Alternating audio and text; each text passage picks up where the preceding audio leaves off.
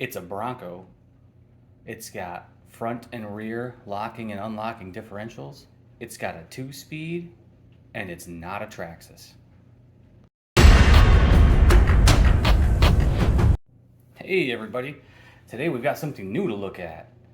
It's a 2021 Bronco, but it's not a Traxxas. That's right, this is not a TRX4. But boy does it look good, and it has all the same features. Differential lock and unlock, 2-speed transmission, and it has all the looks of a fully licensed Ford Bronco. This is the Yikong 4083. It's pretty new. I think it's only a couple months old.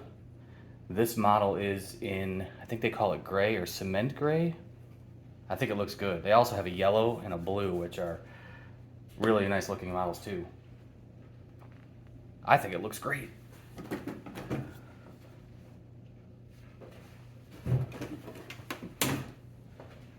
A lot of details. We got a lot of molded pieces. No spare tire, but it'll accept any tire. Find something with a plastic wheel, something that won't weigh too much. Good bumpers. We've got molded. We got light buckets.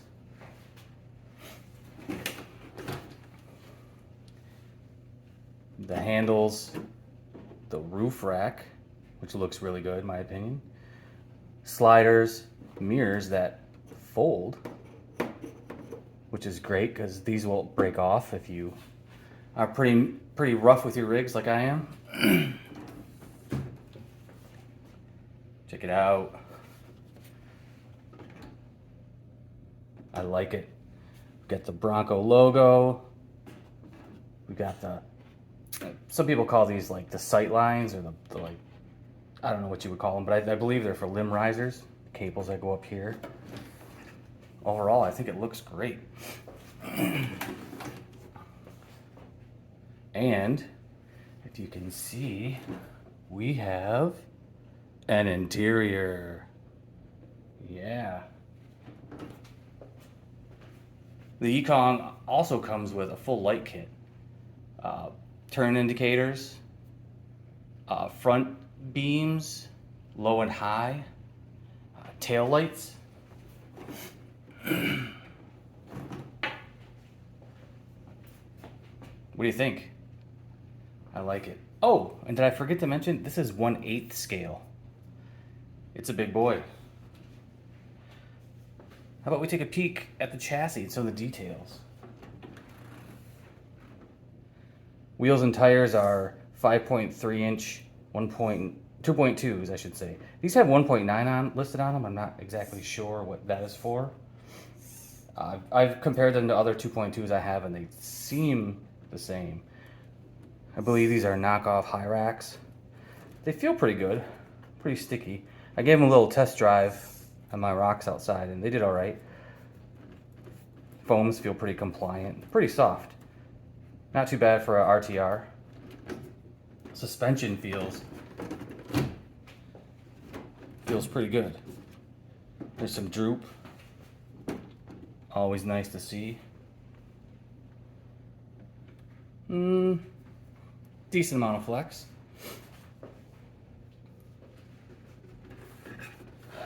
All right, let's flip it over.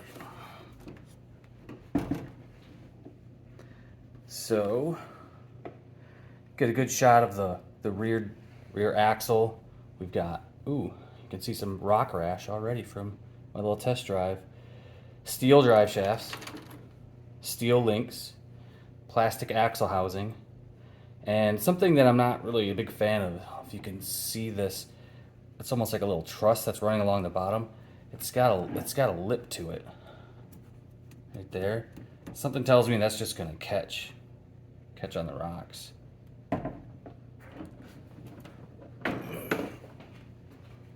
See the skid? It's plastic. Hard plastic. Should slide pretty well. You got your plastic trays, sliders, steel links, and something to note, this vehicle comes with chassis mounted, or servo on axle, which is different from most rigs nowadays that come with chassis mounted servos. And we have like a servo saver, and it does, see if I can get it to do it. It's pretty stiff, but there is give to it. I've got another 1/8 scale truck. It's a lot heavier than this, but when you put big 2.2s on it and you get some speed, sometimes I wish I had this on that truck too, because I've bent so many horns and so many screws that connect the steering, just because there's so much torque and so much force. One thing to note is Yikong does give you the parts necessary to convert your servo on axle to chassis mount. And you can even, I think this would be the steering link. Extra chassis brace. This is the chassis mounted servo mount, and it still has a servo saver, which I don't know, I'm not sure about that. And then you have the motor mounts, the dog bone adapters to go on the motor shaft and the transmission, a new spur with a shaft, bearings, and a little dog bone drive shaft. So, oh, and a new battery tray. So let's take a peek under the hood. To do that, we've got a little screw right here, a little thumb screw. And then once we undo that, the body will lift up, and it lifts back. Now it hits the Burr bumper hits the tires, preventing it from going any further back. I kind of wish I had some kind of kickstand.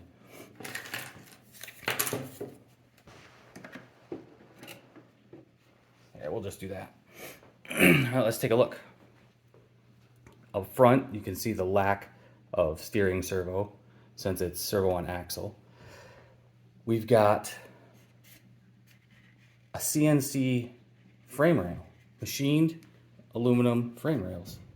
These are not stamped C channel. These are solid, flat, machined aluminum with aluminum chassis braces.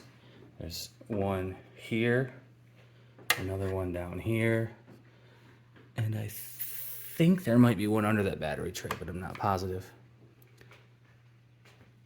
With the servo and axle mount, the way this is set up is they have a plate here. I don't know if it's like a filler plate.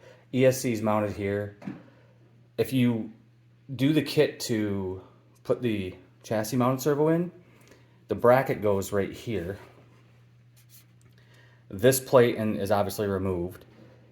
You'll put the new steering link on, or servo mounts on this side, which is opposite from how most of the rigs run.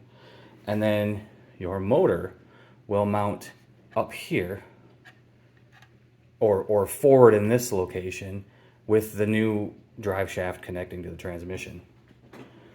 So speaking of that stuff, this is a Hobbywing, see if I can get down here. It's a Hobbywing Quick Run 880 dual, which is an older Hobbywing. It's probably close to the same era as the 1080, but this was meant for dual motor, if I'm not mistaken, and then it's been modified at the factory to do a single motor. It is programmable with the same card you use on the 1080. I've adjusted a few of these parameters already. And then back to the transmission, your motor. This is a 775 can motor. It's like an 8 scale brushed motor. There's no identification on it, so I can't really give you a bunch of specs. The transmission is pretty low. It seems pretty similar to other 8 scale transmissions I've seen. This one does have a servo for 2-speed, and your servos for the front and rear locking differentials, which use the cable system just like the Traxxas. And these are micro servos. Again, I think the specs might be like 9 kg or or even lower for them, but we're shifting, so it doesn't matter. What else do you notice? We have inner fenders included. These feel like they're more of a polycarbonate, similar to what your body's made of. Not as heavy duty as the Traxxas stuff, but also not nearly as heavy. You're not going to take a weight penalty for running these. You got your floor plans, which are thicker. They are harder, and also they're ridged on the bottom, so they're going to be structurally stronger. Your battery tray in the rear, which accepts most of your typical hard case. This is the 2S 6200, and it would fit just like that. A lot of us run smaller 3S batteries. Some have sometimes bigger 3S. I tested the weight with the battery back there, and it's pretty much 50-50, which is pretty good for a trail truck. More performance, you'd obviously want front weight up here. And so when you do the chassis mounted servo swap and your motor moves forward, it allows you to put that other battery tray they include right here. So like the Element style where your battery's here, motor and servo are here. That should give you much better front weight distribution. Let's check the underside. That's the bottom of the interior. You can see all the wires are very nicely routed. And way back here is your light kit. So, hey, let's fire the lights up. Let's check this thing out.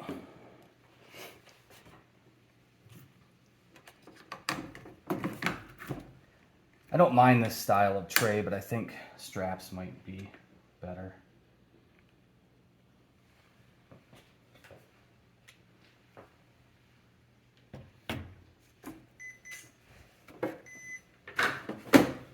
Oh, I forgot to mention, we have magnets to hold the body down. You would still want to use your clip, especially if you're going to be out in the rocks, or you might take a tumble. All right, so to turn the lights on, we use a switch on the receiver.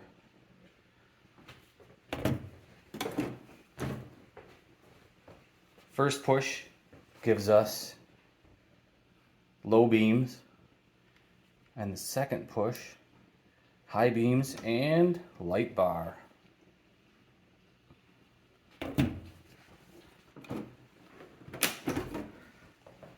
Tail lights, which are only on when you are in high beam mode, and the regular low beams, I guess, or daytime running lights, they're not on.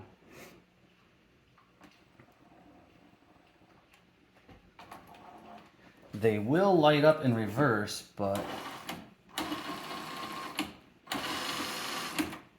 I don't get brake lights.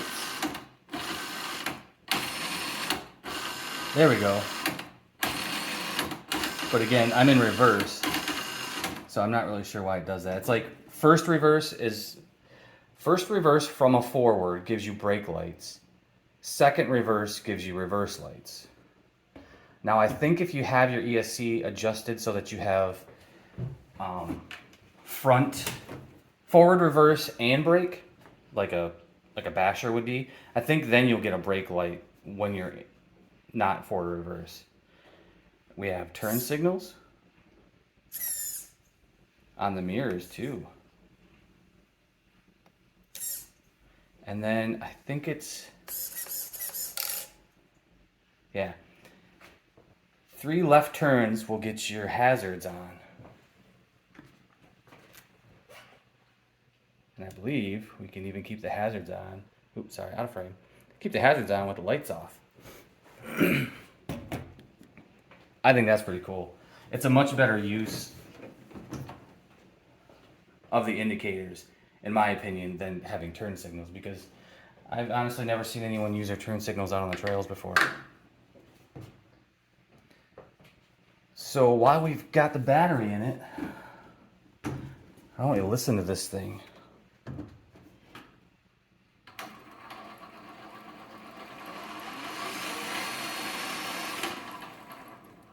we'll shift it into high.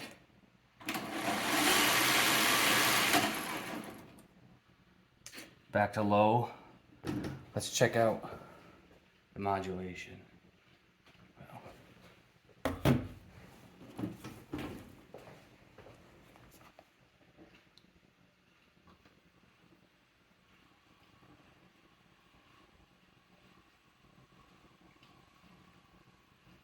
Not bad.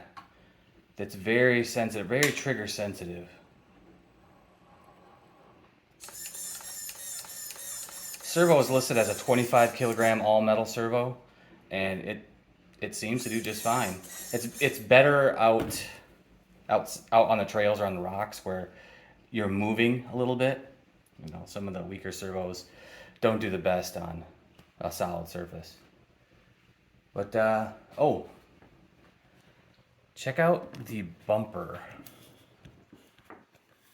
Notice how we don't have, we're close in. We get a good approach angle. No giant bumper with a fake winch. Now, some people are going to put a bigger bumper, put a winch. But I'm almost thinking